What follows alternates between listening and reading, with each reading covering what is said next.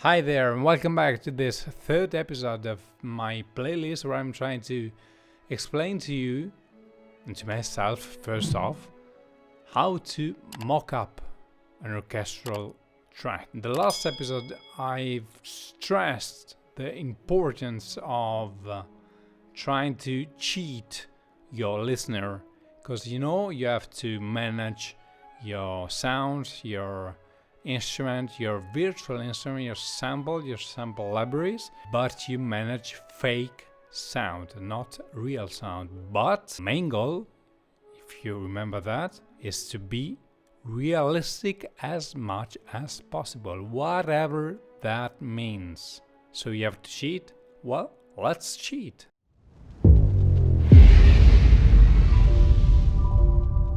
So last time I've presented to you the importance of this topic, which is humanize rhythm, as we've learned in the last video. And today we are trying to know how to humanize pitch.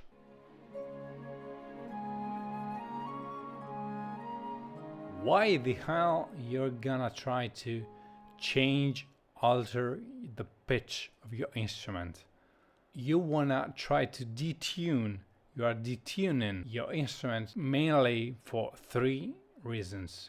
One, to simulate human pitch imperfection. So let's say I have here violin here, and here a viola, and I wanna try to layer them together. I wanna try to play them together.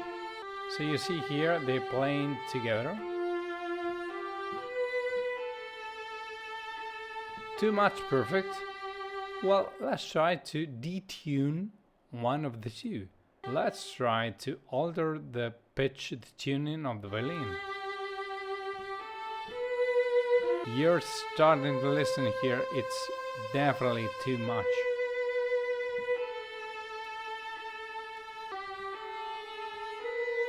Okay, so it's too much.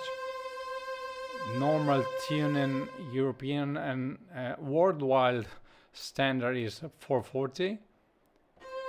But if you go 439 or 440 dot some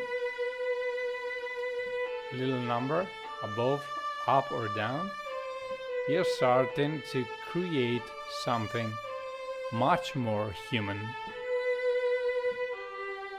and much more realistic, because orchestral players are humans. Number two, you're trying to detune your instrument to get a better sound for your context. I have here horns, some horns in Caspian. And here I have a trumpet section, two trumpets, from Cinematic Studio Brass here. I really don't like this trumpet here, and the high range here. And I want to try to make it more, crispy, more biting, so I can use even another instrument like horns, like these horns, and I'm trying to raise the pitch one octave above. So this is totally fake sound. Under a human point of view, is not possible, even possible. But I want to try to do that because I want to layer them together.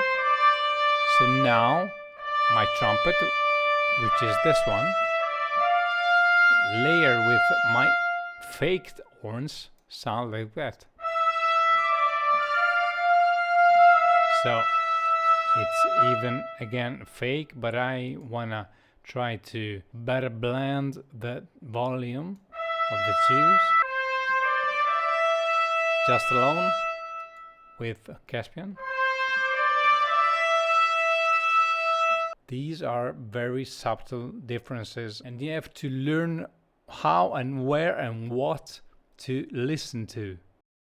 Third reason why you want to tune in the pitch of your instrument is to alter the original sound. For instance, for copyright reason.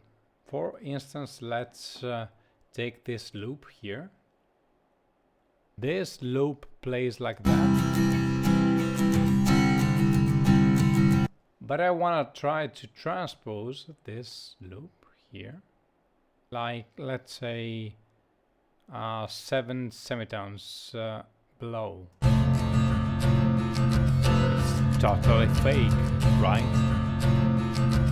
But sometimes that's exactly the sound I want for my project. So remember, you wanna try to reach the most compelling sound which you think you need for your context. Even the most comic and weird sound can be very, very useful for your purposes. But you have to be tricky and cheating.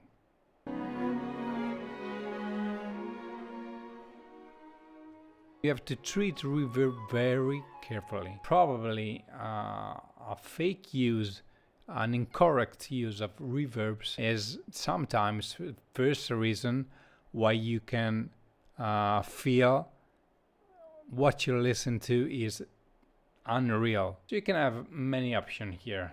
So one option would be to turn off the single reverb here in every sample library GUI of your instrument, every instrument, and then have a separate general reverb. In that case, I'm using Balala Room here, and I wanna boost it. In that way, every instrument is linked to that reverb and has the same reverb. So that way, you wanna try to, you may be able to reach out a sort of blending, mixing a well-mixed section of instrument, but still you may are not reaching out the main goal, which is be realistic, right? Second option would be you have bossed every instrument to the general, let's say, verb here, and then you want to try to add some reverbs individually in the discrete channel strip of each instrument.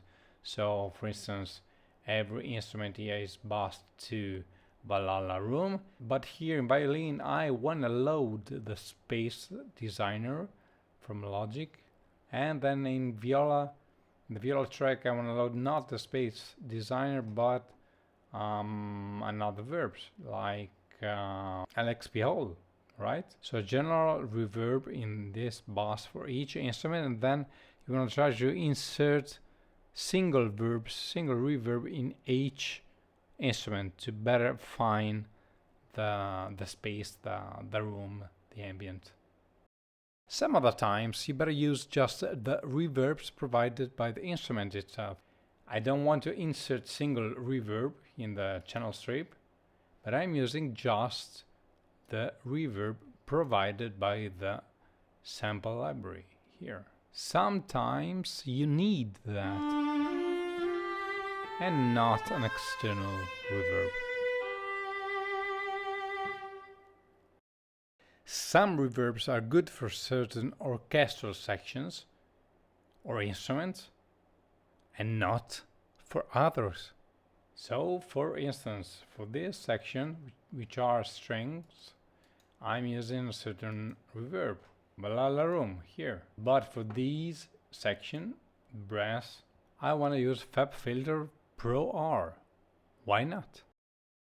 And finally, you may use a reverb for the room and another one inside the channel strip for the tail.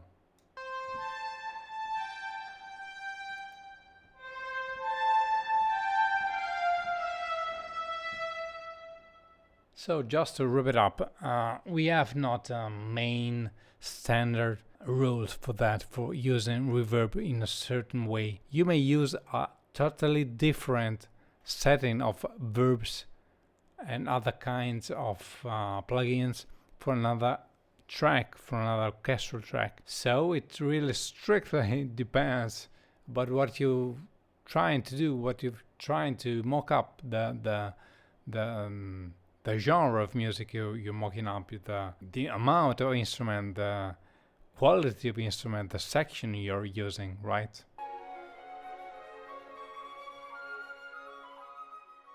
Use it to find shape and cut or boost low or high or mid frequencies, right? That's obvious. You can even have single individual equalizer on every instrument if you need that. Why not? For viola, another one for violin, or you can just add one general equalizer in the stereo out or in the bass here. Sometimes even using sordino, I mean in the library, which can offer you that opportunity, can be used exactly like an equalizer, because sordino in strings function as an EQ, softening high frequencies just by itself, you know?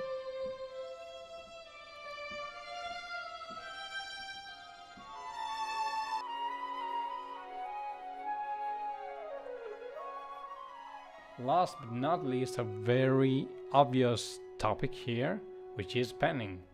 So if you want to try to cheat your listen again, you want to know that in the orchestra section, violins are on the left, so you have to know how the orchestra is arranged in the space. So you want to try simply to pump pot, you have a stereo pan here, or you can use even some more specific plugins. S1 Imager gives you the opportunity to really tweak the position, like symmetry, rotation here, the distance from the source of sound, front, rear, gain.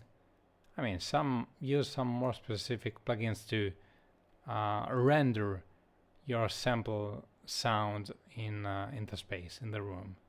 This stupid and obvious function can really change your perspective and the perspective of your listener. So I think, guys, that's pretty much it for this time, and I'll catch you in the next video. Take care. Bye.